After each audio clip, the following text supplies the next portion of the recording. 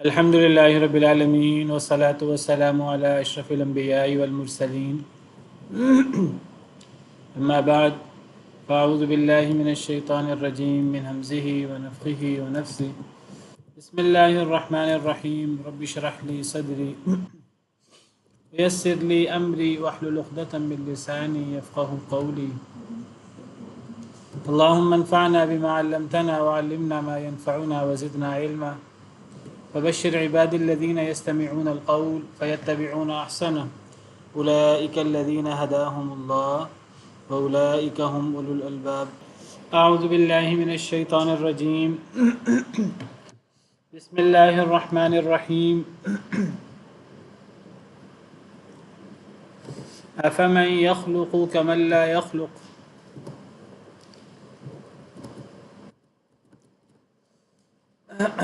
أفمن يخلق کیا پس جو پیدا کرتا ہے کمن لا یخلق مانند اس کے ہو سکتا ہے جو پیدا نہ کرے افلا تذکرون کیا پس نہیں تم نصیحت پکڑتے اس صورت کے شروع سے اللہ تعالیٰ نے جیسے میں نے ذکر کیا تھا پچھلے لیکچرز میں قیامت کا ذکر کیا عذاب کی قیامت کی دھمکی دی اور قیامت کا ذکر کیا کہ اللہ کا حکم آ چکا ہے یا آیا ہی چاہتا ہے تم اسے جلدی نہ مانگو پھر اللہ تعالیٰ نے شرک کی تردید کی اور اللہ رب العالمین کو تمام نقائص اپنے آپ کو تمام نقائص سے بلند فرمایا کہ اللہ پاک ہے اللہ بلند ہے شرک سے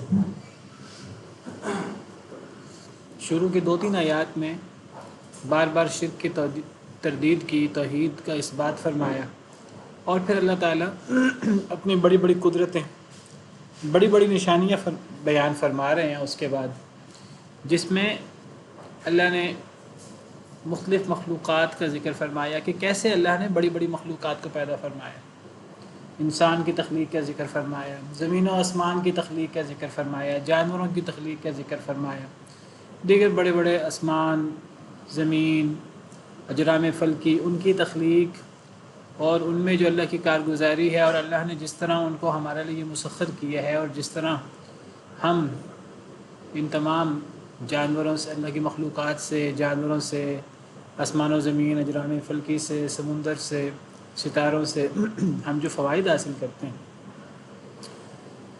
اللہ نے ان کا ذکر کیا پہاڑوں کا اور رستوں کا تو تمام بڑی بڑی نعمتیں اور اپنی بڑی صفات جس کے اندر خالقیت بنیادی ترین صفت ہے اس کا ذکر کر کے پھر اللہ تقابل کر رہے ہیں اپنا اور دیگر ان لوگوں کا جنہیں اللہ کے ساتھ شریک بنایا جاتا ہے چاہے وہ جاندار لوگ ہوں نیک ہستیاں ہوں نبی ولی جو فوت ہو چکے ہیں ان کے بت بنا کر یا ان کی قبروں کو پوجا جاتا ہے اس پر لوگ پجاری بن کے بیٹھ جاتے ہیں یا پھر دیگر اللہ کی بڑی بڑی مخلوقات سورج چاند ستارے وغیرہ ان کو پوجا جاتا ہے تو اللہ تعالیٰ تقابل فرما رہے ہیں کہ جو پیدا کرتا ہے کیا وہ اس کی طرح ہو سکتا ہے جو پیدا نہ کرے یعنی گویا کہ اللہ تعالیٰ فرماتے ہیں کہ تم اللہ کے ساتھ اوروں کی عبادت کرتے ہو تم ذرا مجھے یہ بتاؤ کہ انہوں نے کیا پیدا کیا ہے اللہ کی عبادت تو اس لیے ہوتی ہے کہ اللہ کے بڑے بڑے انعامات ہیں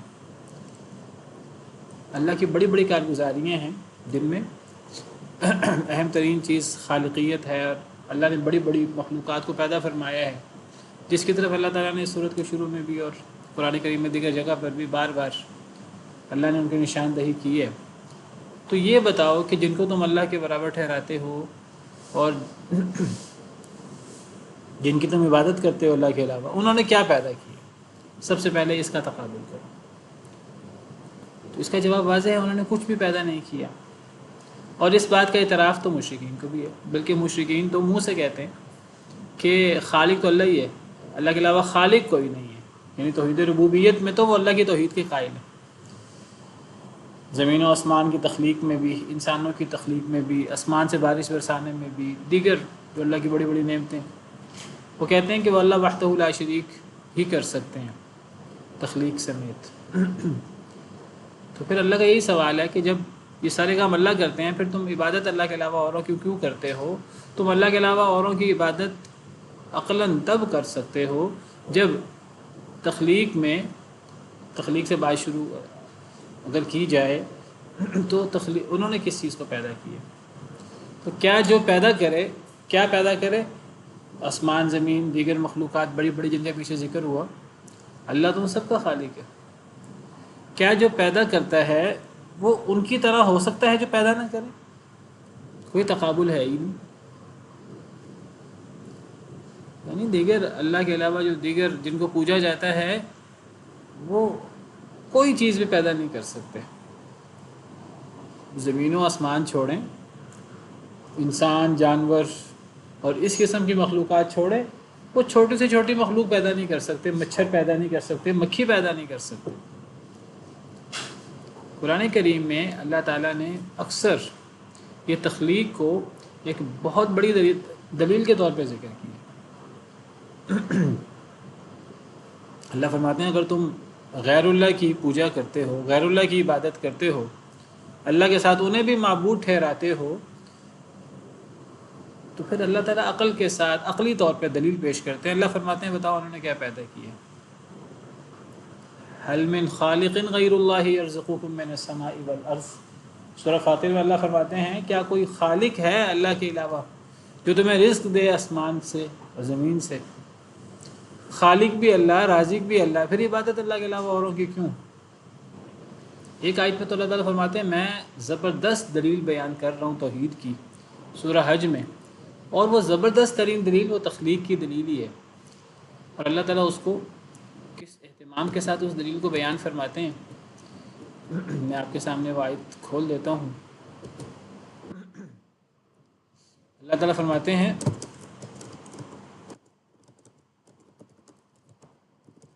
یا ایھا الناس ضرب مثل فاستمعوا له، سورہ حج آیت نمبر 73۔ اے لوگوں ایک مثال پیش کی جا رہی ہے، ذرا اسے غور سے سنو۔ اس آیت کی ابتدا، اس آیت کا شروع یہ بتا رہا ہے کہ بہت اہم قسم کی مثال پیش کی جا رہی ہے۔ اللہ مثال پیش کرتے ہیں، اللہ یہ نہیں کہتے کہ میں بڑی مثال پیش کر رہا ہوں ذرا توجہ کرو۔ اللہ سیدھی مثال پیش کر دیتے ہیں، عام طور پر مثال سمجھانے کے لیے ہوتی ہے، لیکن یہ ایک ایسی مثال ہے کہ اس مثال کو پیش کرنے سے پہلے اللہ تمہید کے طور پہ فرماتے ہیں اے لوگوں ایک مثال پیش کی جا رہی ہے، ایک بڑی اہم مثال ہے۔ پھر اللہ یہ بھی فرماتے ہیں اسے ذرا غور سے سنو، بہت توجہ طلب مثال ہے، یہ بہت بڑی دلیل ہے یہ عقلی۔ ان الذين تدعون من دون الله لن يخلقوا ذبابا، جنہیں تم اللہ کے علاوہ پکارتے ہو، بات تو توحید الوہیت کی ہے، اور یہ بھی عجیب حوصلہ ہے جو لوگ توحید الوہیت میں اللہ کے علاوہ اوروں کی عبادت میں اللہ کے ساتھ اوروں کو شریک کر دیتے ہیں، وہ کہتے ہیں پکارنا عبادت نہیں ہے، کسی سے مانگنا عبادت نہیں ہے، حالانکہ مانگنا تو سب سے پہلے آتا ہے عبادت میں۔ نبی صلی اللہ علیہ وسلم کی واضح حدیث ہے دعا هو العبادہ، بلکہ آپ نے قرآن کریم کی آیت پیش کر کے آپ نے فرمایا دعا عبادت ہوتی ہے۔ وقال ربک، آپ نے قرآن کریم کی آیت پڑھی وقال ربکم ادعونی استجب لکم ان الذین یستکبرون عن عبادتی سیدخلون جہنم داخرین۔ یہ آیت کریمہ پیش کر کے آپ نے فرمایا کہ الدعاء هو العبادہ، کیا لوگوں اے میرے صحابہ دعا ہی تو عبادت ہے۔ اور پھر آپ نے قرآن سے استدلال کیا، اگر آپ قرآن سے استدلال نہ بھی کرتے، آپ کا اپنا فرمانا وہ وحی کی روشنی میں ہوتا ہے، وہ خود وحی ہے، لیکن آپ نے زور دینے کے لیے اپنی اس بات کو قرآن سے بھی تائید دی، تو نور علی نور ہو گیا۔ آپ نے فرمایا دیکھو اللہ قرآن میں فرماتے ہیں تمہارے رب نے کہا مجھے پکارو میں تمہاری پکار قبول کروں گا، شروع میں پکارنے کا دعا کا ذکر ہے، اور پھر آگے فرمایا ان الذین یستکبرون عن عبادتی، بے شک وہ لوگ جو میری عبادت سے تکبر کرتے ہیں۔ تو عبادت سے مراد کیا؟ دعا ہی ہے جس کا ذکر آیت کے شروع میں ہے، تمہارے رب نے کہا مجھے پکارو، مجھ سے دعا کرو۔ تو آگے ہے جو لوگ میری عبادت سے تکبر کرتے ہیں ان قریب ذلیل ہو کر جہنم میں داخل ہوں گے۔ تو نبی صلی اللہ علیہ وسلم نے فرمایا دیکھو اس آیت کریمہ میں دعا ہی کو تو عبادت قرار دیا گیا، اور پھر آپ نے فرمایا الدعاء هو العبادہ۔ اور یہاں بھی اللہ تعالیٰ پکارنے کی بات کر رہے ہیں، اور بات عبادت کی ہو رہی ہے، کیونکہ مسئلہ تو توحید الوہیت کا ہے، توحید ربوبیت کا مسئلہ ہی نہیں ہے، مسئلہ تو عبادت کا، توحید عبادت کا ہے۔ بے شک وہ لوگ جنہیں تم پکارتے ہو اللہ کے علاوہ، یہاں پکارنا اللہ کے علاوہ، ان سے مدد مانگنا، یہ ان کی عبادت ہے۔ جنہیں تم اللہ کے علاوہ پکارتے ہو، لن یخلقوا ذبابا، ہرگز نہیں وہ پیدا کر سکتے مکھی بھی، ولو اجتمعوا لہ، اگرچہ وہ سب اکٹھے ہو جائیں۔ اب یہ زبردست ترین اللہ نے مثال پیش کی۔ اللہ فرماتے ہیں اللہ کے علاوہ تم نے جتنے لوگوں کو معبود سمجھا ہے، جتنے لوگوں کی تم عبادت کرتے ہو، ان سے حاجتیں مانگتے ہو، نظر و نیاز، ذبح اور دیگر چیزیں ان کے لیے کرتے ہو، عبادت کی صورتیں، ان سب کو اکٹھا کر لو اور سب کو اکٹھا کر کے کہو کہ وہ چھوٹی سی مخلوق اللہ کی مکھی بنا کے دکھا، ایک مکھی بنا کے دکھا دیں سب مل کر، چھوٹی سے چھوٹی مخلوق ہے، اور بنانے کے لیے اللہ فرماتے ہیں اللہ کے علاوہ سب کو اکٹھا کر لو۔ پھر اللہ فرماتے ہیں مکھی پیدا کرنا تو بہت دور کی بات ہے، وَإِن يَسْلُبْهُمُ الذُّبَابُ شَيْئًا، اگر لے جائے مکھی کوئی چیز، ان کے سامنے پڑی ہوئی چیزوں سے مکھی کوئی چیز لے جائے، کوئی ذرہ لے جائے، لا يستنقذوه من، مکھی سے یہ وہ اس کو چھین نہیں سکتے، اس کو بچا نہیں سکتے۔ یہ زبردست ترین مثال اللہ نے پیش کی، اور یہ بھی تخلیق کی دلیل ہے کہ یہ پیدا نہیں کر سکتا، جو پیدا نہیں کر سکتا وہ عبادت کے لائق کیسے ہو سکتا ہے۔ تو یہاں اللہ تعالیٰ یہی دلیل پیش کر رہے ہیں۔ اللہ فرماتے ہیں افمن یخلق، کیا پس وہ جو پیدا کرے، یعنی کون؟ اللہ، جسے اللہ مراد ہے۔ کمن لا یخلق، مانی تو اس کے ہو سکتا ہے جو پیدا نہ کرے، اس سے کون مراد ہے؟ دیگر دنیا جہاں کے سارے باطل معبود جن کی اللہ کے علاوہ عبادت کی جاتی ہے۔ تو کیا اللہ اور دیگر معبود برابر ہو سکتے ہیں؟ کیا بنیادی فرق ہے دونوں میں؟ یہ پیدا کرتا ہے، وہ پیدا نہیں کرتے، تو کیا پیدا کرنے والا اور پیدا نہ کرنے والے برابر ہو سکتے ہیں؟ پھر اللہ تعالیٰ کہتے ہیں عقل کو ہاتھ مارو، افلا تذکرون، کیا تم نصیحت نہیں پکڑتے، تمہیں سمجھ نہیں آتی؟ تھوڑا غور کرو، اپنی عقل کو استعمال کرو۔ وَإِن تَعُدُّوا نِعْمَةَ اللَّهِ لَا تُحْصُوهَا، پھر چونکہ اللہ تعالیٰ نے پیچھے ساری اپنی نعمتیں بیان کی ہیں، تو اللہ فرماتے ہیں وَإِن تَعُدُّوا، اگر تم شمار کرو نعمت اللہ، اللہ کی نعمت کو، لا تحصوها، تم اسے شمار نہیں کر سکتے۔ کہ تخلیق صرف یہ نعمت نہیں ہے اللہ کی، یہ تو بڑی نعمت ہے، اور اسی ایک نعمت میں، اسی میں ہی جو تخلیق نہیں کر سکتا وہ معبود نہیں ہو سکتا، اور پھر دیگر نعمتیں کو اکٹھا کرو۔ تم اگر اللہ کی نعمتوں کو شمار کرنا چاہو تم شمار نہیں کر سکتے، ساری نعمتیں اللہ نے کی ہیں۔ ان اللہ لغفور الرحیم، بے شک اللہ تعالیٰ البتہ بہت بخشنے والے، بہت رحم کرنے والے ہیں۔ اللہ بہت بخشنے والے، بہت رحم کرنے والے ہیں، کیا مطلب؟ یعنی اللہ بہت بخشنے والے، بہت رحم کرنے والے ہیں، اس کا پچھلے جملے سے کیا تعلق ہے؟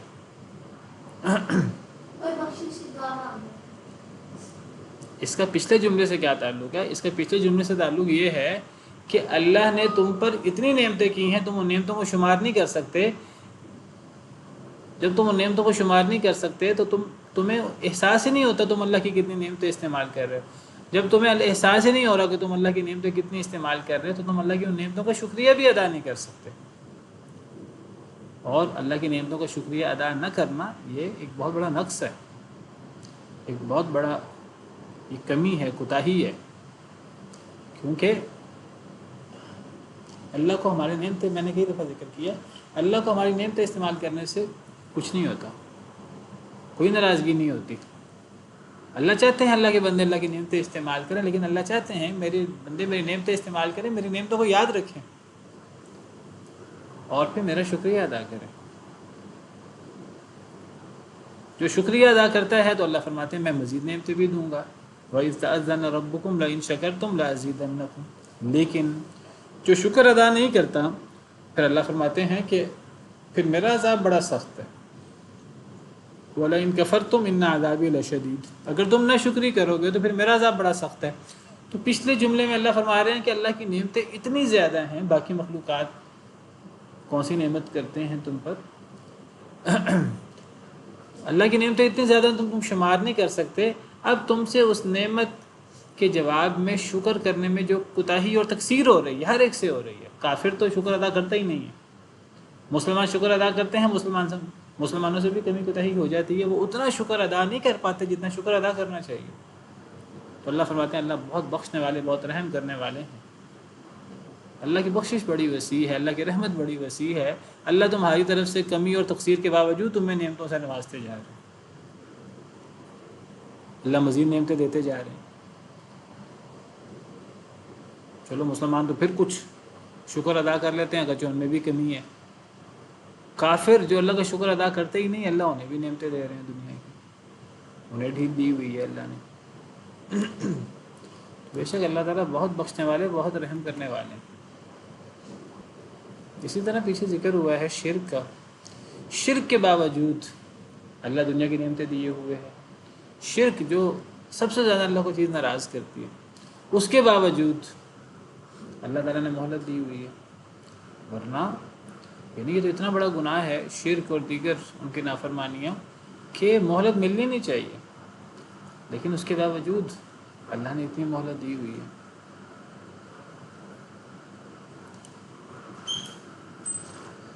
تو اللہ بہت بخشنے والے، بہت رحم کرنے والے ہیں. لیکن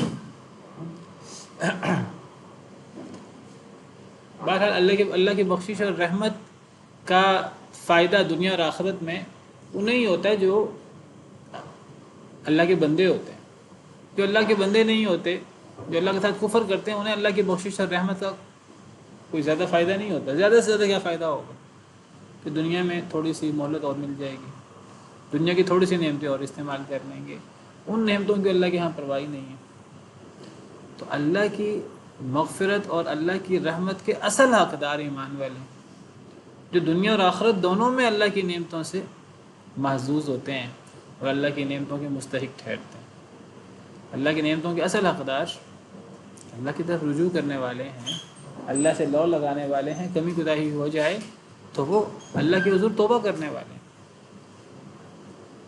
وَإِنِّي لَغَفَّارٌ لِمَن تَابَ وَآمَنَ وَعَمِلَ صَالِحًا ثُمَّ اهْتَدَىٰ.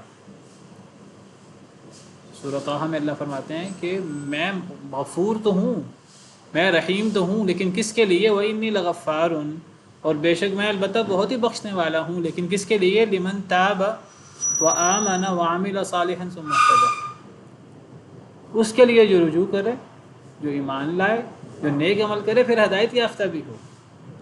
ان کے لیے میں اصل میں بخشنے والا ہوں، رحم کرنے والا ہوں.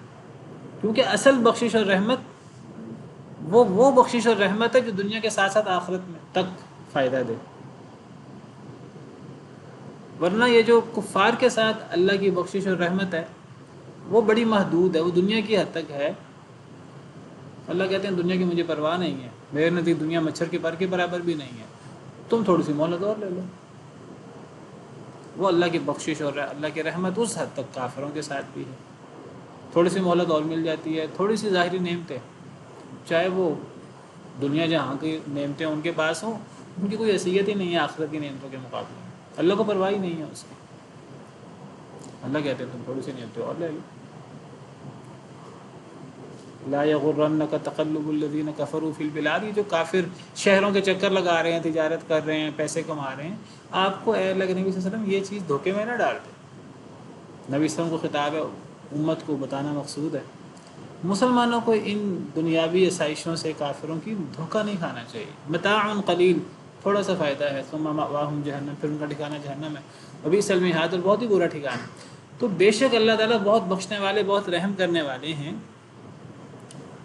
ہمارے ناشکری کے باوجود اللہ بخشش کرنے والے، رحم کرنے والے ہیں، لیکن اللہ کی بخشش اور رحمت کا اصل حقدار، اصل فائدہ اٹھانے والے ایمان والے ہیں، جو توبہ کرنے والے ہیں، جو ایمان لانے والے ہیں، جو نیک عمل کرنے والے ہیں، جو ہدایت یافتہ لوگ ہیں. جو ایمان والے نہیں ہیں تو وہ اللہ کی مغفرت اور اللہ کی رحمت سے صحیح فائدہ نہیں اٹھا پاتے. واللہ یعلم ما تسرون وما تعلنون، اور اللہ تعالیٰ جانتا ہے جو تم چھپاتے ہو اور جو تم ظاہر کرتے ہو.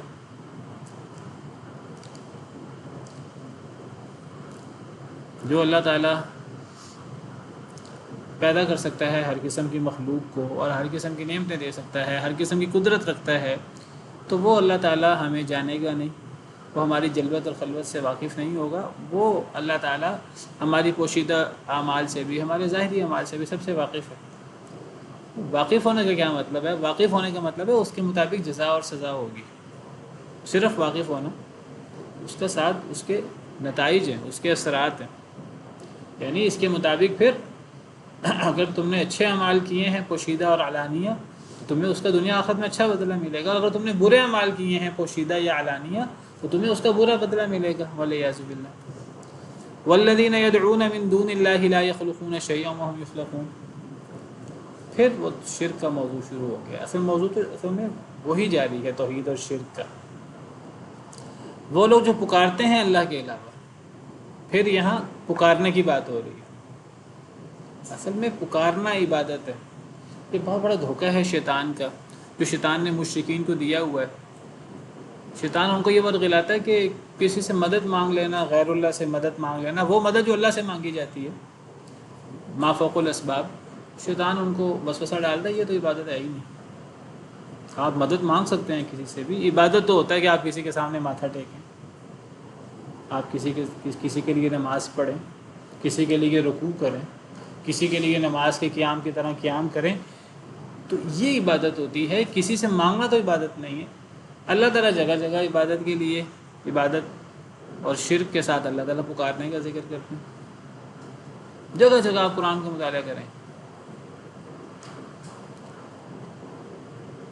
والذین لا يدعون مع اللہ الہا آخر، وہ لوگ جو اللہ کے ساتھ کسی دوسرے معبود کو نہیں پکارتے۔ دوسرے معبود کی بات ہو رہی ہے، شرک کی بات ہو رہی ہے، ساتھ پکارنے کی بات ہو رہی ہے۔ یعنی شرک کا تعلق ہے پکارنے کے ساتھ۔ پکارنا عبادت ہے اس لیے، اور میں نے آپ کو نبی صلی اللہ علیہ وسلم کی حدیث بیان کی، قرآن کی آیتیں پیش کی کہ پکارنا تو بڑی عبادت میں ہے ویسے۔ اور یہاں یہ شبے کا شکار ہیں، شیطان کے وسوسے کا شکار ہیں، یہ کہتے ہیں پکارنا تو عبادت ہی نہیں ہوتی، کسی سے مدد مانگنا تو عبادت ہی نہیں ہوتی، پھر کیا؟ اور شبہات کا شکار ہیں۔ جی ہم تو مدد نہیں مانگتے غیر اللہ سے، ہم تو انہیں وسیلہ بناتے ہیں،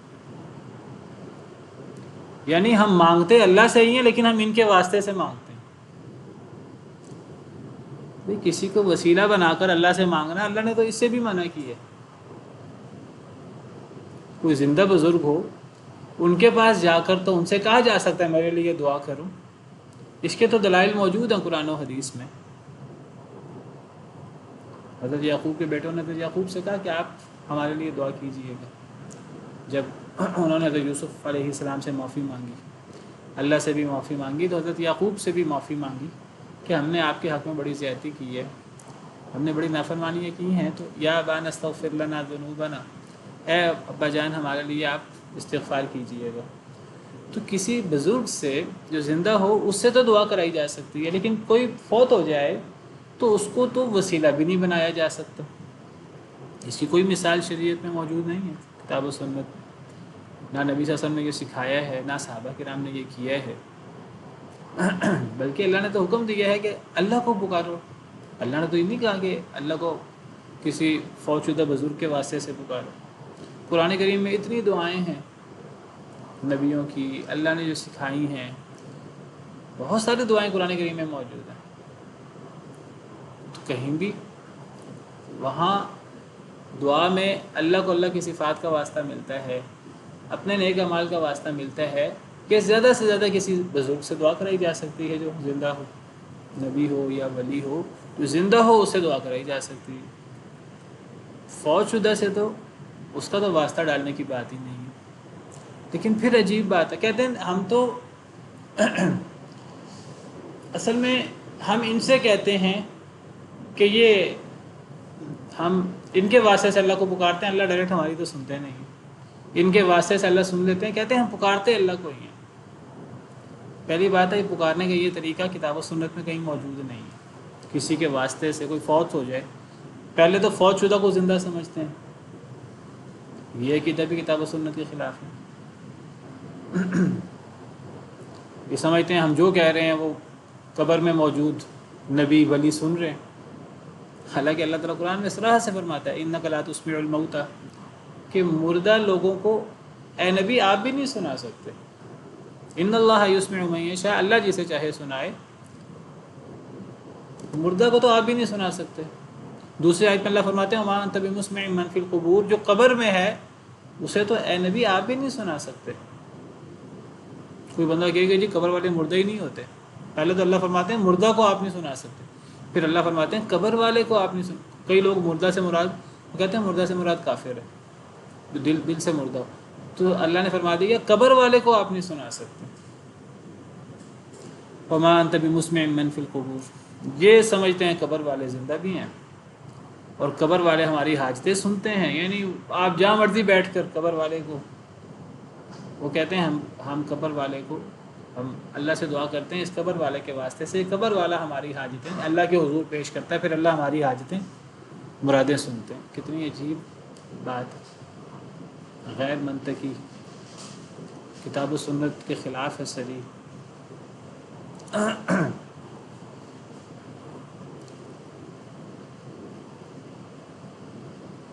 ہر زبان میں قبر والے کو پکارتے ہیں، ان کا خیال ہے کہ قبر والا بھی اللہ کی طرح ہر زبان سمجھتا ہے، ان کا خیال ہے قبر والا بھی اللہ کی طرح بیک وقت بہت سارے لوگوں کی سن لیتا ہے، یہ تو اللہ کی صفات ہے ساری۔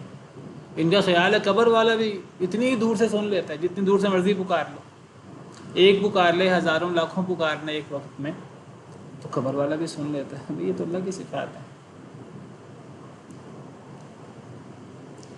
پھر اپنا گھر بیٹھ کے پکارتے ہیں، پھر کئی دفعہ کہتے ہیں ہم تو قبر پہ جا کے پکارتے ہیں، بھئی قبر کے پاس جا کر پکارو، قبر کے پاس جا کر پکارنے سے قبر والا جو منو مٹی کے نیچے دفن ہے وہ کیسے سنے گا؟ آپ سے قریب جا کر بھی اسے چیخ کر بھی پکاریں، کیا وہ جب زندہ تھا تو زندہ ہوتے ہوئے وہ سن سکتا تھا منو مٹی کے نیچے، تو اب فوت ہونے کے بعد وہ کیسے یہ سب سنے گا؟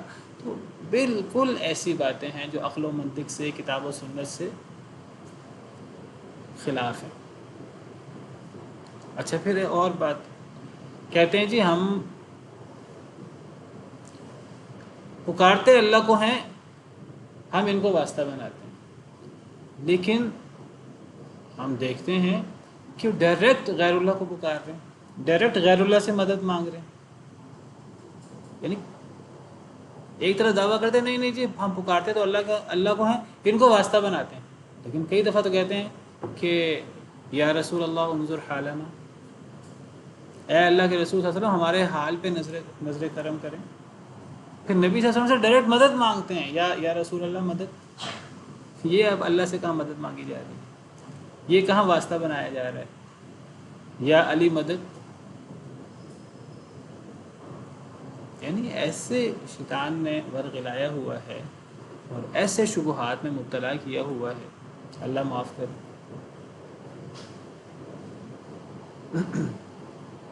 اللہ کے علاوہ غیر اللہ کو پکارتے ہیں، اور پکارنا یہ عبادت ہے، یہ ڈائریکٹ غیر اللہ کی عبادت کرتے ہیں، شرک اکبر ہے یہ۔ اللہ فرماتے ہیں کہ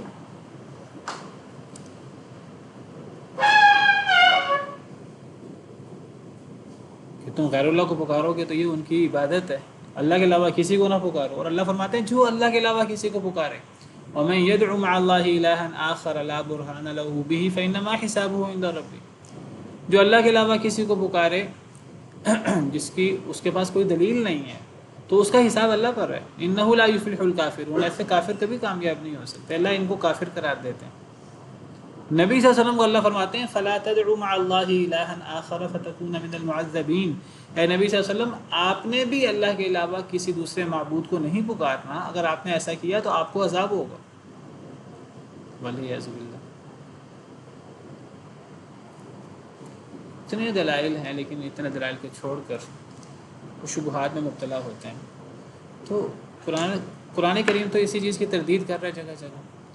وہ لوگ جو اللہ کے علاوہ پکارتے ہیں یعنی غیر اللہ کو، لا یخلقون شیئا، وہ کچھ بھی پیدا نہیں کرتے، پیدا تو اللہ کرتا ہے، وہم یخلقون، وہ تو پیدا کیے گئے ہیں۔ یہاں اللہ نے ایک اور بات مزید کر دی کہ جو غیر اللہ ہے ایک تو وہ پیدا کچھ نہیں کرتا، دوسری بات ہے کہ وہ خود مخلوق ہے، جو مخلوق ہے وہ بالاولیٰ معبود نہیں ہو سکتا۔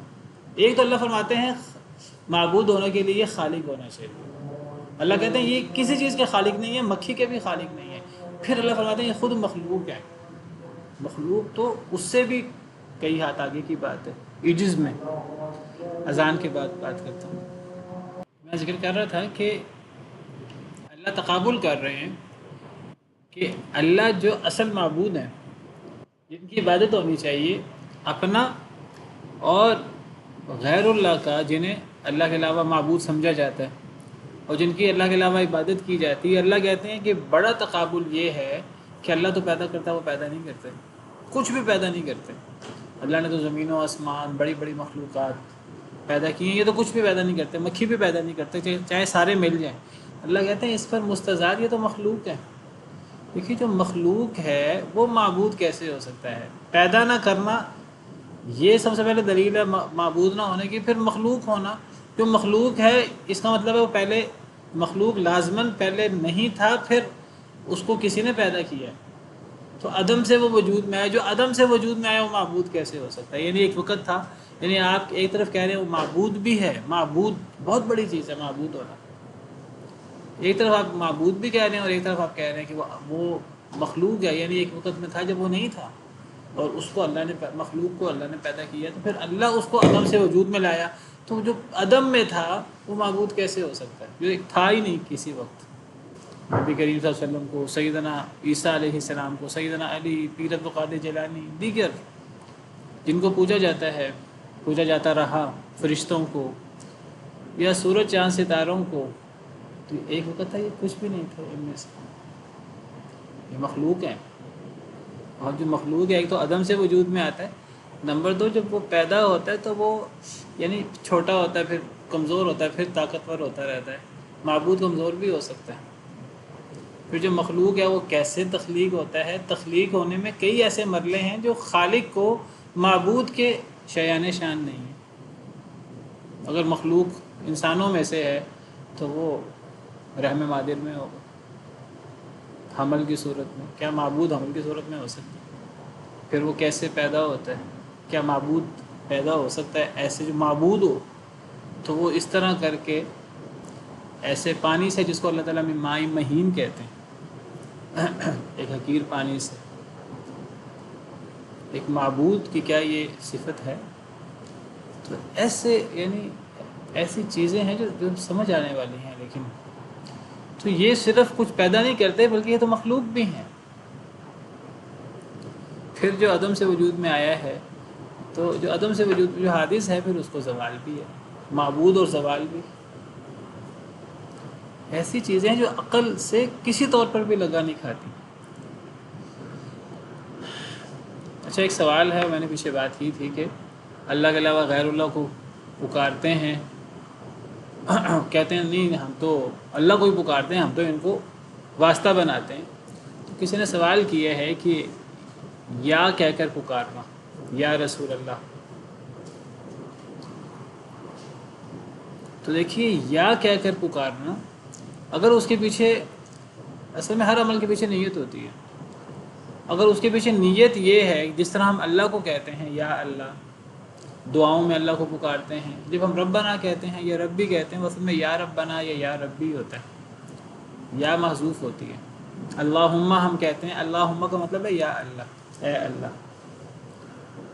تو اگر جس طرح ہم یا اللہ کہتے ہیں، ربنا کہتے ہیں یا ربی کہتے ہیں یا اللہم کہتے ہیں، اگر یا رسول اللہ ہم اس معنی میں کہہ رہے ہیں اور ہم سمجھتے ہیں کہ جس طرح ہم اللہ کو پکارتے ہیں مدد کے لیے، اور اللہ ہم سب کی باتیں سنتے ہیں، اور اللہ دور قریب اللہ کو کوئی فرق نہیں پڑتا، ہم آہستہ بلائیں اونچی پکاریں اللہ کو کوئی فرق نہیں پڑتا، ہم جس زبان میں بھی مرضی پکاریں اللہ کو فرق نہیں پڑتا، ہم اکیلا کوئی بولے یا 10 کروڑ 10 کھرب لوگ بولیں اللہ کو کوئی فرق نہیں پڑتا۔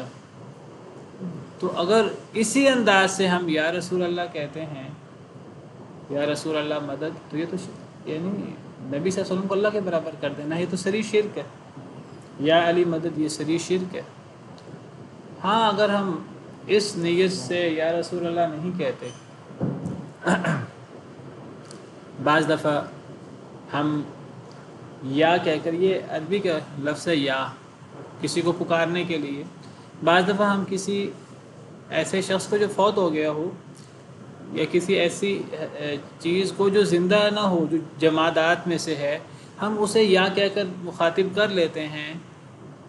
ہمارے زبان کے مختلف انداز ہیں، اے پاک زمیں، اے پاک زمیں۔ تو یہ ہم جب اے پاک زمیں کہتے ہیں تو ہم یہ نہیں سمجھتے کہ زمین زندہ بھی ہے۔ ہم بعض دفعہ اگر ہمارے بزرگ فوت ہو جائیں، ماں باپ وغیرہ، تو ہم بعض دفعہ انہیں یاد کرتے ہوئے ہم کئی دفعہ اپنے خواب و خیالوں میں ان سے بات بھی کر رہے ہوتے ہیں، اے ابا جان آپ جب زندہ ہوتے تھے تو آپ یہ کرتے تھے، یہ کرتے تھے، یہ کرتے تھے۔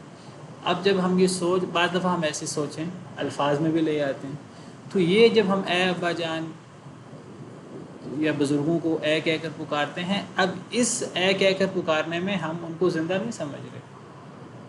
تو اسی طرح اگر نبی کریم صلی اللہ علیہ وسلم کے بارے میں تصور کرتے کرتے کسی کو، آپ سے، ہر مسلمان کو نبی صلی اللہ علیہ وسلم سے محبت ہوتی ہے، آپ سے محبت کے بغیر کوئی مومن ہی نہیں ہو سکتا، تو کوئی بندہ آپ کو یاد کرتے کرتے وہ آپ سے باتیں بھی کرنا شروع ہو جائے تصور میں، اس کی نیت یہ نہ ہو کہ وہ نبی صلی اللہ علیہ وسلم کو پکار رہا ہے اللہ کی طرح، تو اس نیت کے ساتھ یا رسول اللہ کہا بھی جا سکتا ہے، کوئی ایسا مسئلہ نہیں ہے۔ مسئلہ تب ہے جب اسی طرح سے پکارا جائے نبی صلی اللہ علیہ وسلم کو دیگر مخلوقات کو جیسے اللہ کو پکارا جاتا ہے، اگر اس انداز سے پکارا جائے، اس انداز سے مدد مانگی جائے۔ تو ایک سوال ہے کہ ہم نماز میں بھی ایھا النبی کہتے ہیں، السلام علیک ایھا النبی، سلامتی ہو آپ پر اے نبی، تو اس کا جواب وہی ہے جو میں نے بیان کر دیا آپ کے سامنے۔ جب ہم نماز میں السلام علیک ایھا النبی کہتے ہیں، اگر ہماری نیت یہ ہے کہ آپ پہ سلامتی ہو اے نبی، اور ہم سمجھ رہے ہیں کہ السلام علیک ایھا النبی کا مطلب ہے آپ پر سلامتی ہو، ایھا یا کے معنی میں ہوتا ہے اے نبی۔ اگر ہم یہ سمجھ رہے ہیں کہ نبی صلی اللہ علیہ وسلم سن رہے ہیں ہماری بات، جس طرح ہم اللہ کو پکارتے ہیں اور اللہ ہماری بات سنتے ہیں، تو یہ پھر غلط ہو جائے گا اور یہ پھر شرک ہو جائے گا۔ اور اگر ہم یہ سمجھیں کہ نبی کریم صلی اللہ علیہ وسلم وہ مخلوق ہیں اور وہ اللہ کے جلیل القدر پیغمبر تھے اور وہ اب اللہ کے پاس جا چکے ہیں، اب ان کی اگر زندگی ہے قبر میں تو برزخی زندگی ہے، تو ہم السلام علیکم ایھا النبی اس لیے کہیں کیونکہ نبی کریم صلی اللہ علیہ وسلم نے صحابہ کرام کو یہ سکھایا اپنی حیات طیبہ میں۔ صحابہ کرام نبی صلی اللہ علیہ وسلم کی زندگی میں السلام علیکم ایھا النبی کہتے تھے، ہم بس اسی کو دہرا رہے ہیں حکایت کے طور پر، تو پھر کوئی حرج کی بات نہیں ہے۔ نبی صلی اللہ علیہ وسلم کی زندگی میں صحابہ کرام السلام علیکم ایھا النبی کہتے تھے، جب نبی صلی اللہ علیہ وسلم فوت ہو گئے تو باقی صحابہ حکایت کے طور پر جیسے آپ کی زندگی میں السلام علیکم ایھا النبی کہتے تھے، ویسے ہی انہوں نے آپ کے فوت ہونے کے بعد بھی السلام علیکم ایھا النبی کہتے رہے۔ بعض صحابہ کرام نے السلام علیکم ایھا النبی تشہد میں اس کو چینج کر دیا آپ کے فوت ہونے کے بعد۔ وہ کیا کہتے تھے؟ السلام علی النبی، السلام علیکم ایھا النبی کے بجائے السلام علی النبی، تاکہ وہ خطاب نہ ہو۔ تو بہرحال السلام علیکم ایھا النبی بھی کہہ دیا جائے تو کوئی حرج نہیں ہے، مسئلہ نیت کا ہے، اس کے پیچھے ہماری نیت کیا ہے۔ جیسے میں نے کہا کہ بعض دفعہ ہم فوت شدگان کو بھی، ہم بے جان چیزوں کو بھی مخاطب کر لیتے ہیں، یہ ہماری زبان کا ایک اسلوب، بیان کا ایک اسلوب ہے۔ تو اگر ہم کسی کو مخاطب کرتے ہوئے یہ تصور نہ کریں کہ وہ یعنی اللہ کی طرح کسی کو مخاطب نہیں کر رہے، تو یہ غلط نہیں ہے۔ غلط تب ہے جب ہم اس میں خدائی صفات پیدا کریں۔ تو بہرحال اللہ کے علاوہ کسی کو پکارنا عبادت کے لیے اور مدد مانگنے کے لیے، تو یہ شرک اکبر ہے، اللہ کے علاوہ کسی کو پکارنا۔ میں نے تھوڑی سی بات اس لیے لمبی کر دی کہ تمہارا موضوع بھی یہ ہے۔ آج ہی میں ایک پوسٹ پڑھ رہا تھا مفتی منیب صاحب کی، معروف عالم ہیں بریلوی حضرات کے، تو ان کے بارے میں لگتا یہ تھا کہ یعنی وہ کچھ معتدل ہیں، لیکن اس پوسٹ کے اندر انہوں نے کوئی آج کل کے جو سیلاب ہیں اس حوالے سے ان کی کوئی پوسٹ تھی، تو اس میں انہوں نے اسی طرح ہی نبی صلی اللہ علیہ وسلم کو پکارا ہوا ہے، اور نبی صلی اللہ علیہ وسلم سے ویسے کہہ رہے ہیں کہ ہم نبی صلی اللہ علیہ وسلم کے واسطے سے اللہ کو پکار رہے ہیں، ہم نبی صلی اللہ علیہ وسلم کو واسطہ بنا رہے ہیں، لیکن ڈائریکٹ نبی صلی اللہ علیہ وسلم سے مدد مانگتے ہیں، یا رسول اللہ انظر حالنا، اے اللہ کے رسول ہماری مدد کریں، وہ پوسٹ مجھے مل نہیں رہی اس وقت، تو میں نے آپ کو پڑھ کر سناتا۔ تو یہ شرک اکبر ہے اگر یہ سمجھا جائے کہ ہم نبی صلی اللہ علیہ وسلم سے ایسے مدد مانگیں جیسے اللہ سے مدد مانگتے ہیں۔ یہ تو وہی چیز ہے جو مشرکین مکہ کرتے تھے۔ مشرکین مکہ بت بنا لیتے تھے فوت شدہ بزرگوں کے، اور وہ ان سے حاجتیں منتیں مرادیں مانگتے تھے۔ یہی کام ہمارے مسلمان وہ کرتے ہیں، وہ ان کی قبروں میں جا کر یہ کام کر لیتے ہیں۔ اللہ فرماتے ہیں وہ لوگ جو پکارتے ہیں اللہ کے علاوہ، جنہیں یہ پکارتے ہیں اللہ کے علاوہ، لا یخلقون شیئا، ایک تو وہ کچھ پیدا نہیں کرتے جو غیر اللہ معبود ہیں، وہم یخلقون، اور وہ پیدا کیے گئے ہیں، مخلوق ہیں، اموات غیر احیاء، یہ آیت بہت اہم ہے، بڑے غور طلب۔ اللہ فرماتے ہیں جنہیں اللہ کے علاوہ پکارا جاتا ہے یہ مردہ ہیں، زندہ نہیں ہیں، مردہ ہیں، زندہ نہیں ہیں۔ وما یشعرون ایان یبعثون، اور یہ تو یہ شعور بھی نہیں رکھتے کہ انہیں کب اٹھایا جائے گا۔ اموات غیر احیاء، وہ مردہ ہیں، زندہ نہیں ہیں۔ اچھا، جب بھی یہ جو لوگ اللہ کے علاوہ غیر اللہ کو پکارتے ہیں، قبر والوں کو، ان سے کہا جائے کہ قرآن کریم میں جگہ جگہ شرک کی تردید ہے، آپ غیر اللہ کو کیوں پکارتے ہیں؟ وہ کہتے ہیں قرآن کریم میں جہاں شرک کی تردید ہے اور غیر اللہ کو پکارنے سے ممانعت ہے، اس کو شرک آ گیا ہے، وہاں غیر اللہ سے مراد، مردوں سے مراد پتھر کے بت ہیں۔ صرف پتھر چونکہ وہ بے جان ہے تو وہ پتھر کو پکارنے کی ممانعت ہے۔ ان کو جب کہا جائے کہ پتھر کے بت جو ہیں، یہ مٹی کے بت، پتھر کے بت، ان کے پیچھے اصل بنیاد کیا تھی؟ وہ تو بزرگ تھے اصل، ورنہ مٹی اور پتھر کی کیا حیثیت ہے؟ اگر مٹی اور پتھر ہی مقدس ہیں، مشرکین مکہ کے ہاں مقدس تھے، تو وہ پہاڑوں کی عبادت کرتے، وہ صحراؤں میں جہاں بہت زیادہ مٹی کے ڈھیر لگے ہوتے ہیں ان کی عبادت کرتے، وہ پہاڑوں اور مٹی کی عبادت نہیں کرتے تھے، وہ اس مٹی اور پتھر سے وہ جو مخصوص سیدنا ابراہیم کا بت بناتے تھے، سیدنا اسماعیل کا بت بناتے تھے، نیک لوگوں کے بت بناتے تھے، وہ اس کے پیچھے وہ شخصیات ہوتی تھی، انہیں صرف مٹی اور پتھر۔ یہ کہتے ہیں نہیں، اصل میں قرآن کریم میں جہاں جہاں وہ غیر اللہ کی کو پکارنے کی ممانعت ہے، وہاں اصل میں پتھر اور مٹی بے جان چیزیں مراد ہیں۔ وہ کہتے ہیں کہ یہ جو نیک لوگ ہیں، ان نیک لوگوں کو تو غیر اللہ معبود کہا ہی نہیں جا سکتا۔ تو یہ آج ذرا غور سے سنیں، اللہ فرماتے ہیں کہ یہ مردہ ہیں، زندہ نہیں ہیں، یہ مردہ ہیں جن کو اللہ کے علاوہ پکارا جاتا ہے۔ اللہ کے علاوہ جو پکارا جاتا تھا وہ پتھر کے یا مٹی کے بت تھے۔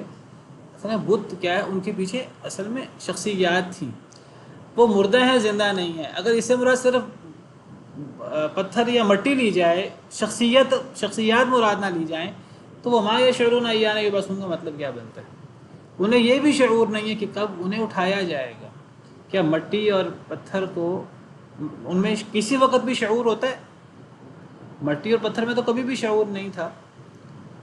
اللہ فرماتے ہیں یہ جو بزرگ ہیں جن کے تم نے بت بنا لی، مشرکین نے بت بنا لیے، ہمارے ہاں لوگ کیا کرتے ہیں؟ قبروں میں جا کر ان کی قبروں کو پوجنا شروع کر دیتے ہیں، قبروں میں جا کے دعائیں کرنا شروع کر دیتے ہیں۔ جب وہ زندہ تھے تب تو شعور رکھتے تھے وہ، اور انہیں پتہ تھا دنیا میں کیا ہو رہا ہے دنیاوی اعتبار سے۔ جب وہ فوت ہو گئے، اللہ فرماتے ہیں کہ اب تم ان فوت شدہ بزرگوں کی عبادت کر رہے ہو بت بنا کر۔ ان بزرگوں کو تو یہ بھی نہیں پتہ کہ یہ زندہ کب ہوں گے، قیامت کب آئے گی اور یہ زندہ کب ہوں گے، انہیں اتنا نہیں پتہ کہ تمہاری مدد کیسے کر سکتے ہیں۔ تو یہاں سے مراد وہ بزرگ مراد ہے جو پہلے زندہ تھے پھر فوت ہو گئے، ورنہ پتھروں اور مٹی کے لیے تو یہ بات نہیں کی جا سکتی۔ وما یشعرون ایان یبعثون، انہیں تو یہ بھی شعور نہیں ہے کہ کب وہ اٹھائے جائیں گے۔ اور اس سے ایک بات اور بھی پتہ لگی، جو فوت ہو جاتا ہے ایک مرتبہ، وہ پھر دوبارہ دنیا میں لوٹ کر نہیں آتا، وہ دوبارہ زندہ ہوگا، وہ دوبارہ زندہ ہو کر کب زندہ ہوگا؟ بعث بعد الموت کے دن زندہ ہوگا، اور بعث بعد الموت کے دن جب وہ زندہ ہوگا تو پھر وہ یعنی وہ میدان محشر میں زندہ ہوگا، دنیا میں دوبارہ انسان نہیں آتا۔ ہمارے ہاں عقیدے بنائے ہوئے ہیں جی روحیں لوٹ آتی ہیں جمعرات کے دن فلاں دن، ان روحوں کے لیے اب یہ پکاؤ اور یہ پکاؤ اور یہ انتظام کرو. عجیب و غریب ہمارے ہاں خرافات، بدعات، شرکیات موجود.